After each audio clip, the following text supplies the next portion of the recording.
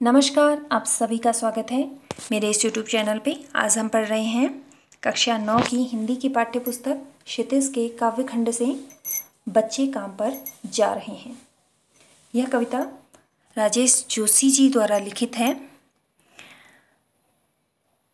कविता को पढ़ने से पहले कवि के जीवन पर प्रकाश डाल लेते हैं। राजेश जोशी का जन्म सन 1946 में मध्य प्रदेश के नरसिंहगढ़ जिले में हुआ। उन्होंने शिक्षा पूरी करने के बाद पत्रकारिता शुरू की और कुछ सालों तक अध्यापन किया। राजेश जोशी ने कविताओं के अलावा कहानियाँ, नाटक, लेख और टिप्पणियाँ भी लिखी। साथ ही उन्होंने कुछ नाट्य रूपांतर भी किए हैं।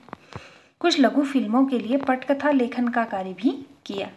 उन्होंने भर्तृहरि की कविताओं की अनुरचना भूमिका कल्पतरु यह भी एवं मायकोवस्की की कविता का अनुवाद पतलून पहिना बादल नाम से किया है। कई भारतीय भाषाओं के साथ साथ अंग्रेजी, रूसी और जर्मन में भी राजेश जी की कविताओं के अनुवाद प्रकाशित हुए हैं। राजेश जी के प्रमुख काव्य संग्रह हैं एक दिन बोलेंगे पेड़, मिट्टी का चेहरा, नेपथ्य में हंसी और दो पंक्तियों के बीच। उन्हें माखन लाल चतुर्वेदी पुरस्कार, मध्य प्रदेश शासन का शिखर सम्मान और साहित्य अकादमी पुरस्कार से सम्मानित किया गया है। राजेश जोशी की कविताएं गहरे सामाजिक अभिप्राय वाली होती हैं। वे जीवन के संकट में भी गहरी आस्था को उभारती हैं। उनकी कविताओं में स्थानीय बोली बानी, मिजाज और मौसम सभी कुछ व्याप्त है। उनके काव्यलोक में आत्मीयता और लयात्मकता है तथा मनुष्यता को बचाए रखने का एक निरंतर संघर्ष भी है। दुनिया के नष्ट होने का खतरा राजेश जोशी जी को जितना प्रबल दिखाई देता है, उतना ही वे जीवन की संभावनाओं को खोज लेने के लिए बेचैन दिखाई देते हैं। कविता के बारे में प्रस्तुत कविता में बच्चों से बचपन छीन लिए जाने की पीड़ा व्यक्त हुई है। कवि ने उस सामाजिक आर्थिक विडंबना की ओर इशारा किया है जिसमें कुछ बच्चे खेल, शिक्षा और जीवन की उमंग से वंचित हैं। तो आइए कविता की पंक्तियों से कवि के भाव को समझते हैं। बच्चे काम पर जा रहे हैं। जैसा कि शीर्षक से ही पता चल रहा है कि बच्चे काम पर जा रहे हैं। काम पर अर्थात कैसे काम पर? जिससे वे अपनी जीविकोपार्जन कर सकें, अपने लिए कुछ अर्जन कर सकें। तो इस कविता को पढ़ लेते हैं। कोहरे से ढकी सड़क पर बच्चे काम पर जा रहे हैं। सुबह सुबह बच्चे काम पर जा रहे हैं। हमारे समय की सबसे भयानक पंक्ति है यह। भयानक है इसे विवरण की तरह लिखा जाना चाहिए इसे सवाल की तरह। काम पर क्यों जा रहे हैं बच्चे? पहले इसका भाव समझ लेते हैं।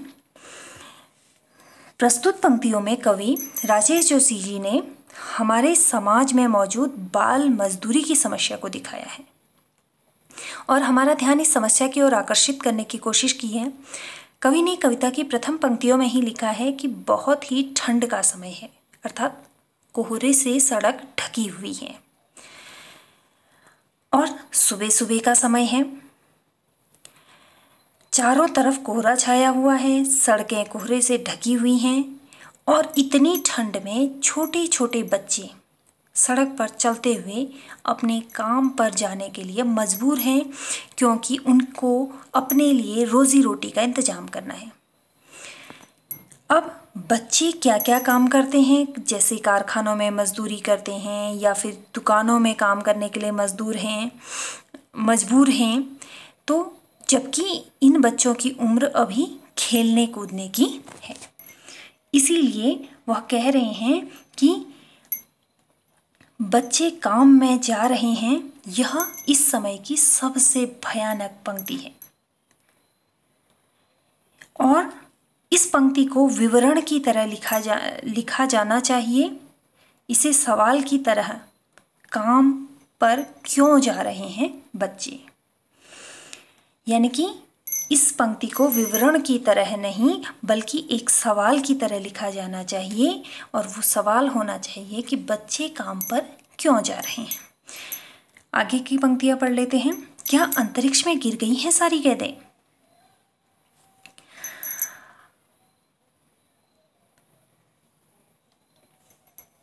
क्या दीमकों ने खा लिया है सारी रंग बिरंगी किताबों को? क्या काले पहाड़ के नीचे दब गए हैं सारे खिलौने? क्या किसी भूकंप में ढह गई हैं सारी मदरसों की इमारतें? क्या सारे मैदान, सारे बगीचे और घरों के आंगन खत्म हो गए हैं एकाएक? तो अब इन पंक्तियों में कवि के मन में जो प्रश्न आ रहे हैं उन प्रश्नों का वर्णन है।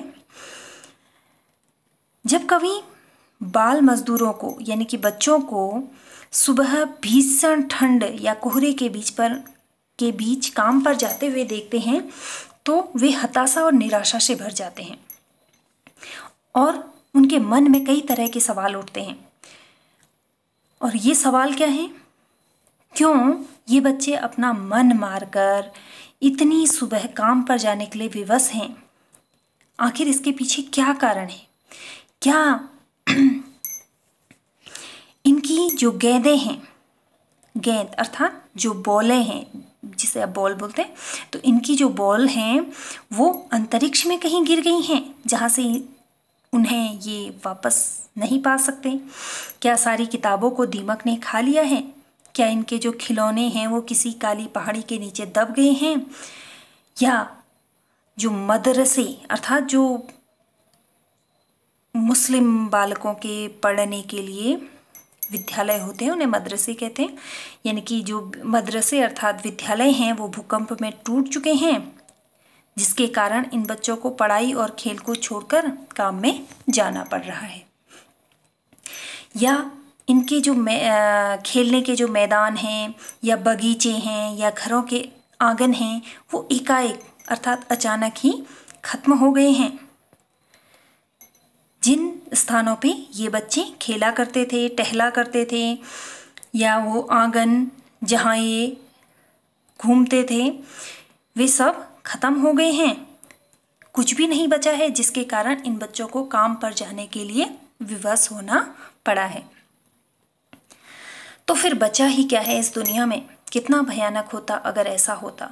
भयानक है, लेकिन इससे भी ज़्यादा यह कि ये सारी चीज़ें हस्ब मामूल हैं। तो इन पंक्तियों में कवि यह कहना चाह रहे हैं कि छोटे छोटे बच्चे इसलिए काम पर जा रहे हैं क्योंकि दुनिया की सारी खेलने की चीज़ें जैसे गेंद, खिलौने, बगीचे, मैदान, घर का आंगन ये खत्म हो चुकी हैं। उनके पढ़ने के लिए किताबें नहीं हैं, विद्यालय नहीं है, मदरसे ख़त्म हो गए हैं। लेकिन कवि इसके आगे कहते हैं अगर ये सच है कि ये सारी चीज़ें खत्म हो चुकी हैं तो यह कितनी भयानक बात है। तो अगर ऐसा है तो इस दुनिया के होने का कोई अर्थ ही नहीं है। बच्चों के लिए इन चीज़ों का उपलब्ध न होना तो दुनिया के होने का ही कोई अर्थ नहीं है, यह कवि कहना चाहते हैं। लेकिन कवि यह भी कह रहे हैं कि इससे ज़्यादा भयानक तो यह चीज़ लग रही है कि ये सारी चीज़ें हस्ब मामूल अर्थात मौजूद हैं, उपलब्ध हैं, उसके बावजूद भी बच्चे काम पर जाने के लिए विवश हैं। और ये उससे ज़्यादा भयानक चीज़ है।